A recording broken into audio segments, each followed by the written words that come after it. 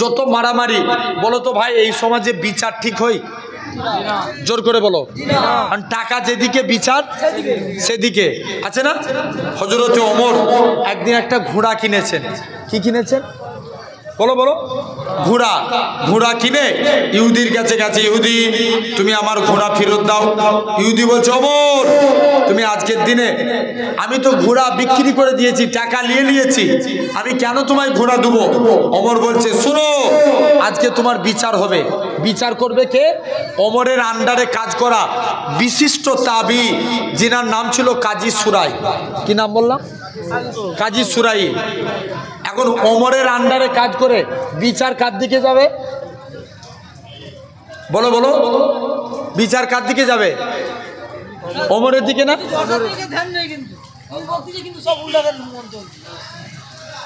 বলেন বিচার যে হবে বিচার কার দিকে যাবে? ওমরের দিকে। কিন্তু কাজী সুরাই বিচার করলেন, বিচার করে বলছে ওমর শোনো আজকের দিনে বিচারের রায় হলে বিচারের রায় আপনার বিপক্ষে যাবে। ওমরের বিপক্ষে বিচারের রায় দিয়ে দিলেন। ওমর বাড়ি চলে গেলেন। কাজী সুরাই সত্য বিচার করেছে, যাও আমি ওমরের প্রমোশন বাড়িয়ে দিলাম। জোরে বলো। তাহলে আমার সমাজে এই ন্যায় বিচার হয়? জোর করে বলো না, হয় না। আসেন ভাই, আল্লাহ রসুল বলছেন 3 শ্রেণীর ব্যক্তি জান্নাতি। কই শ্রেণীর? 3 শ্রেণীর। 1 নাম্বার যে ন্যায়পরায়ণ নেতা।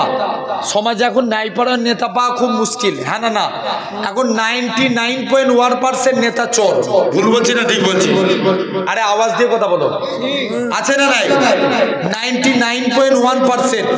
এরা যদি চোর না হতো ওয়াকাফের সম্পত্তি হাত দিত? কথা বলে না। তাহলে সব চোর। দেখেন নবীর একজন সাহাবী যিনার নাম ছিল আবু সাঈদ, নবীর দরবারে গেছে।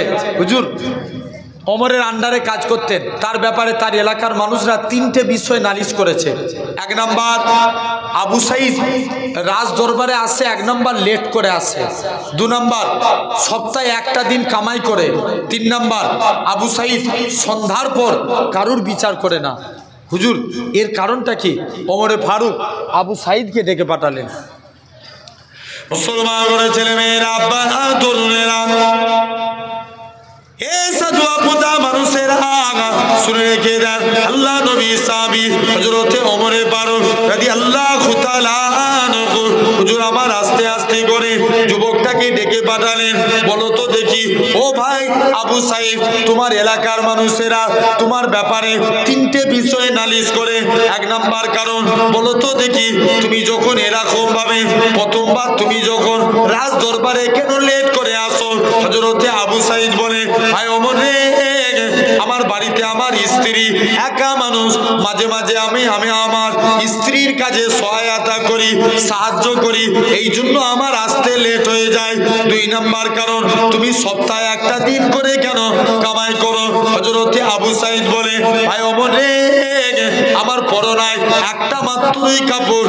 আল্লাহ নবী জানিয়েছে তোমরা জুম্মার নামাজ পবিত্র অবস্থায় জামা কাপড় পাক পবিত্র অবস্থায় জুম্মার নামাজ পড়তে যাও।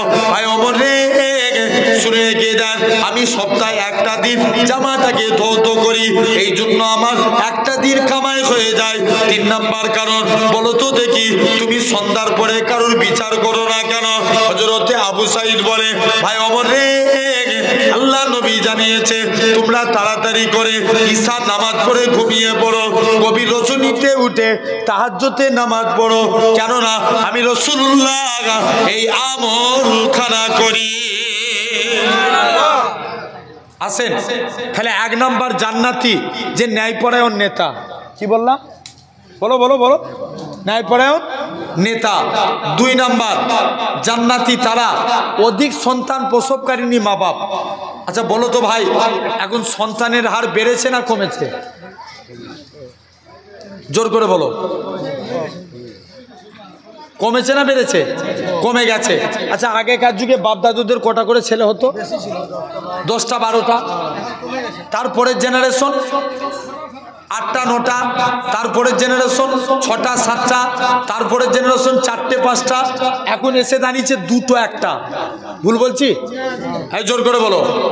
এটা আমার কথা নয়, আমার বাবার কথা নয়, নবীর হাদিসের কথা। আল্লাহ নবী বলছে, শোনো, তোমাদের মাঝে, তোমরা জেনে রেখে দাও, তোমাদের মাঝে আল্লাহ নবী বলছে যে আমার উম্মতের সংখ্যা যত বাড়াবে আমি নবী তার জন্য আল্লাহর কাছে গর্ব প্রকাশ করব, কারণ সমস্ত নবীর থেকে আমি মুস্তাফা, আমার উম্মতের সংখ্যা বেশি। জোরে বলো।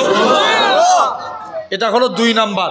3 নাম্বার, ফি সাবিলিল্লাহ, যারা আল্লাহর রাস্তায় জিহাদ করে শহীদ হয়। কার রাস্তায়? আল্লাহর রাস্তায়। নবীর একজন সাহাবী ছিলেন যিনার 2টা চোখ ছিল অন্ধ। কটা চোখ? 2টা চোখই অন্ধ। নবীর কাছে গেছে, হুজুর অনুমতি দেন, আমি একটু যুদ্ধের ময়দানে যাই। আল্লাহ নবী বলছে, তুমি কানা মানুষ কি যুদ্ধ করবে? কানা মানুষের যুদ্ধ করা জায়েজ? জায়েজ নয়, পালাও। সাহাবী দ্বিতীয় দিন, আবার প্রথম দিন চলে গেছে, দ্বিতীয় দিনের দিনে নবীর কাছে এসছে, হুজুর অনুমতি দেন। বলছে আরেকবার নবীর কাছে যাই না। মুসলমান করে ছেলে মেয়েরা, আব্বারা, তরুণেরা, এই সাধু আব্বা মানুষেরা শুনে রেখে দেন, আল্লাহ নবী সাহাবী যুবক হযরতে আব্দুল্লাহ ইবনে উম্মে মাকতুম, কানা অন্ধ সাহাবী, দৌড়ে দৌড়ে নবীর দরবারে যায়। আল্লাহ নবীর দরবারে যে সালাম খানা দিতে লাগে, আসসালাতু ওয়াসসালামু আলাইকা ইয়া রাসূলুল্লাহ হাবিবাল্লাহ। ও যুবকেরা, আল্লাহ নবী সালামের উত্তর খানা দিলেন। ও বাবা আব্দুল্লাহ ইবনে উম্মে মাকতুম, কি ব্যাপার বলো? ইয়া রাসূলুল্লাহ হাবিবাল্লাহ, হুজুর আপনার কাছে এসেছি, হুজুর আজকের দিনে আপনি আমার অনুমতি দেন, আমি জানো যুদ্ধের ময়দানে যেতে পারি। আল্লাহ নবী বলে, ও বাবা আব্দুল্লাহ ইবনে উম্মে মাকতুম, বাবা মন খারাপ করোনি, মনে কষ্ট লিওনি, তুমি এখান থেকে চলে যাও। হযরতে আব্দুল্লাহ ইবনে উম্মে মাকতুম বাড়ি চলে আসলেন। কিছুদিন পরে আল্লাহ নবী দিন দুনিয়া বাদশাহ হাবিবুল্লাহকে জনাবে মুহাম্মদুর রাসূলুল্লাহ সাল্লাল্লাহু আলাইহি সাল্লাম, নবী আমার ইন্তিকাল হয়ে গেলেন। হযরতে আব্দুল্লাহ ইবনে উম্মে মাকতুম আবু বকর খলিফা হলেন। আবু বকরের কাছে যায়, ভাই আবু বকর তুমি আমায় অনুমতি দাও, আমি একটু যুদ্ধের ময়দানে যাই। আবু বকর বলে, যেখানে নবী অনুমতি দেয় না আমি আবু বকর কেমন করে তোমায় অনুমতি দেব? না না না না, এটা মানা যাবে না। আবু বকরও অনুমতি দেয় না। দৌড়ে দৌড়ে দৌড়ে আল্লাহ নবীর দরবারে চলে গেলেন। আল্লাহ নবীর দরবার থেকে এরকম ভাবে আবু বকর ইন্তিকালের পর হযরতে ওমরে ফারুক খলিফা হলেন। ওমরে ফারুককে বলে, ভাই ওমর রে, আপনি আমায় অনুমতি দেন, আমি জানো যুদ্ধের ময়দানে যেতে পারি। হযরতে ওমর বলে, এ রাসূলুল্লাহ সাহাবী, এ হযরতে আব্দুল্লাহ ইবনে উম্মে মাকতুম, তুমি তো কানা মানুষ, কেমন করে যুদ্ধ করবে? হযরতে আব্দুল্লাহ ইবনে উম্মে মাকতুম বলে, আব্দুল্লাহ ইবনে উম্মে মাকতুম বলে, ভাই ওমর রে, শুনে রেখে দাও, আজকের দিনে জানিয়ে দিলাম, আজকের দিনে বলে দিলাম, তুমি এখান থেকে চলে যাও, তুমি কানা মানুষ, কেমন করে যুদ্ধ করবে?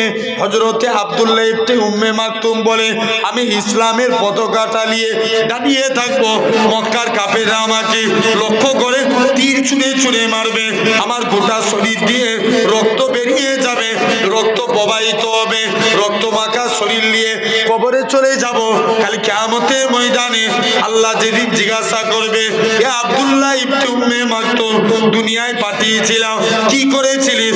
আমি আব্দুল্লাহ ইবনে উম্মে মাকতুম আমার আল্লাহকে রক্ত মাখা চেহারাখানা দেখাবো। আল্লাহ পাক তোমার দিনকে জিন্দা করার জন্য নিজের জীবনকে কুরবান করে দিয়েছি। ও